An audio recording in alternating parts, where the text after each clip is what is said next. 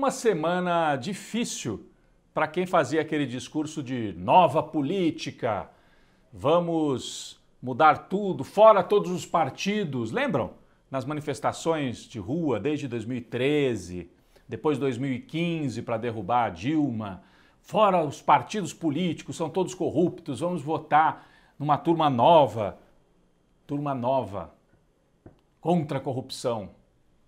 A gente sabe, desde a época do Collor, que quem faz desse discurso a única bandeira, normalmente está escondendo o jogo e normalmente tem muita hipocrisia aí misturada. Porque combater a corrupção é o básico, né? É obrigação de qualquer um. E esta semana, então, as coisas vieram à tona. Primeiro, pastores evangélicos. Eles surgem como foco desse escândalo no Ministério da Educação.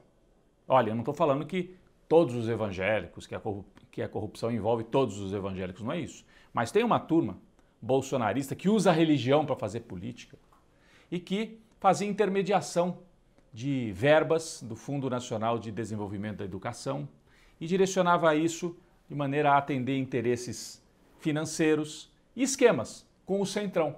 Então, povo de Deus, nós não somos corruptos, não. E fazem aliança com o Centrão, com a turma do Bolsonaro, para desviar dinheiro da educação. O Bolsonaro, aliás, decretou sigilo de 100 anos para que não apareçam as reuniões dele com esses pastores que estão sendo acusados de corrupção no Ministério da Educação. É algo muito sério e há uma tentativa agora de abrir uma CPI no Congresso Nacional para investigar esses casos. Bom, mas não são só os pastores evangélicos. Lembram do MBL, Movimento Brasil Livre? São jovens que não tem a ver com a política. Bom, todos eles foram para a política. Diziam que eram contra a política e todos eles foram para a política. Nada contra, mas eram hipócritas. Agora vem à tona também. Falavam na moral, nos bons costumes. Na mesma semana, Arthur Duval, o tal do Mamãe Falei, usou o youtuber para provocar, fazer confusão, arruaceiro, é isso que ele é. Aí no meio da guerra da Ucrânia, foi para lá fazer o quê? A gente não sabe, disse que ia ajudar os ucranianos, queria fazer marketing para ser candidato a governador. Gravou um áudio, vocês se lembram? Falando das mulheres ucranianas. Quer dizer, ele foi para lá para praticar assédio sexual e demonstrar o machismo, o preconceito. E o mais grave, né? Ele falava no áudio que, nossa, aqui é bom porque a gente pega as mulheres, porque como elas estão em situação difícil, elas estão pobres, é mais fácil de pegar. E aí foi gravado e foi exposto. E esta semana, Assembleia Legislativa de São Paulo, Conselho de Ética, por 10-0, unanimidade, ninguém apareceu para defender o tal do Mamãe Falei. Que ele está sendo chamado de Mamãe Rodei, Mamãe Tropecei e Caí, Mamãe Falei Demais. Bom, 10-0, agora o caso vai para plenário e provavelmente ele será cassado. MBL. No Rio de Janeiro, o amiguinho dele, tal de Gabriel Monteiro, ex-PM. Uma mistura de Mamãe Falei, carioca, com aquele Daniel Silveira, que era aquele que quebrava placa, machão, que está com tornozeleira eletrônica também. É mais um dessa turma da nova política. Mas o Gabriel Monteiro, que é esse jovenzinho aqui, é policial militar, eleito também na base do YouTube, de provocar escândalo. Bom, está sendo acusado de manipular os vídeos, de usar a população de rua para fazer vídeos armados e manipulados. E o mais grave, assédio sexual, gravava relações sexuais com menores de idade e agora pedofilia até, acusação. Vamos aguardar a apuração, mas tem uma acusação de pedofilia porque houve uma imagem dele, né, envolvido ali com uma criança de 10 anos na rua. Essa é a turma da nova política. Então desconfie de quem faz esse discurso moralista. Mais um, Deltan Dallagnol e o Rodrigo Janot, procuradores da República. Vamos salvar o Brasil. Bom, semana passada também, nesta semana que passou, condenados pelo TCU a devolver mais de 2 milhões de reais. Porque fizeram uma farra com viagens, passagens aéreas, diárias de viagem. Muitas vezes os procuradores que tinham residência numa determinada cidade ganhavam verba, mesmo tendo casa ali. Então, estão preocupados com dinheiro público? Estão preocupados Não, né? Estavam preocupados em provocar escândalo e usar a Procuradoria para fazer política. Também Deltan Dallagnol é mais um hipócrita que foi exposto essa semana. Bom, isso tudo mostra que o jogo começou a virar, a Lava Jato, o falso moralismo, a hipocrisia, tudo isso perde terreno no Brasil. Quem permanece aí é o bolsonarismo. O bolsonarismo que é filho de todos esses movimentos. Sem Lava Jato, sem MBL, sem esses falsos escândalos, não haveria o Bolsonaro. Porque houve uma tentativa de destruir a política e no lugar da política veio o Bolsonaro, que seria a antipolítica. Na verdade, ele é um político também, com 30 anos de atuação na Câmara dos Deputados. Só que um político ruim, né? Um político autoritário, reacionário, que prega ditadura e tortura.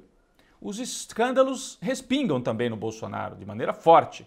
O governo dele virou uma aliança do Centrão com militares, com evangélicos. Os três envolvidos em escândalos. Os três envolvidos em escândalos. Já já nós vamos voltar a esse assunto para falar dos escândalos dos militares. Bom, enquanto isso vai acontecendo, uma guerra aí na pré-campanha eleitoral, Lula vai a Brasília, a oposição, né, se movendo.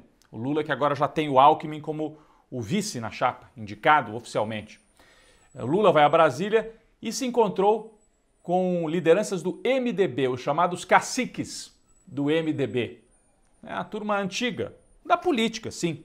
Ah, mas é coisa feia ficar se reunindo. Gente, não dá para governar sem lidar com o Brasil real. Eles foram eleitos pela população, né? Muitos desses caciques. Então o Lula se reuniu com gente do MDB, da centro-direita, principalmente em estados do norte e do nordeste do Brasil, onde o Lula é muito forte. Essa turma quer fazer aliança com o Lula. É importante porque ele vai ampliando, né, o arco de alianças. E Lula foi à rua, foi ao acampamento Terra Livre das populações indígenas, uma foto simbólica aqui, e ele prometeu às lideranças indígenas que vai combater essas invasões de terra promovidas pelos arruaceiros de Bolsonaro, garimpeiros, a turma que invade as terras para pegar minérios, né? A turma que invade para expandir a produção agrícola em terra indígena. Isso é um absurdo. Lula prometeu combater isso num governo dele e prometeu criar um ministério dos indígenas. E disse, não vai ser um ministério de um branco como ele, né, como Lula, nem de uma galeguinha como a Gleisi Hoffmann, que é presidenta do PT. Ministério dos Indígenas, dirigido por uma liderança de origem indígena. Vamos aguardar, mas fica aí a promessa feita pelo Lula. Na guerra eleitoral, a gente observa também pesquisas, duas pesquisas esta semana, com resultados um pouco contraditórios. Pesquisa Poder Data mostra a distância bem curta entre Lula e Bolsonaro, Lula com 40, Bolsonaro com 35 no primeiro turno. E no segundo turno, o Lula ganha com mais folga. Mas na pesquisa Census, né, divulgada também esta semana, aí Lula tem uma distância maior, uma folga aí de 15 pontos de vantagem em relação a Jair Bolsonaro, e aí poderia ganhar até no primeiro turno. Vamos seguir acompanhando. Essas pesquisas têm muito jogo aí também, né? Nem todas são tão sérias. E a guerra das CPIs. A oposição já colheu 26 assinaturas. O tucano Serra, inclusive, assinou CPI para investigar corrupção no MEC. E o governo Bolsonaro tenta barrar esta CPI, fez um jogo para tirar assinaturas, para não ter investigação. E, ao mesmo tempo, os bolsonaristas tentam abrir uma outra CPI para investigar os governos do PT, obras inacabadas. Então é uma guerra de CPIs no Senado Federal. Esta é a guerra já há 6 meses da eleição presidencial.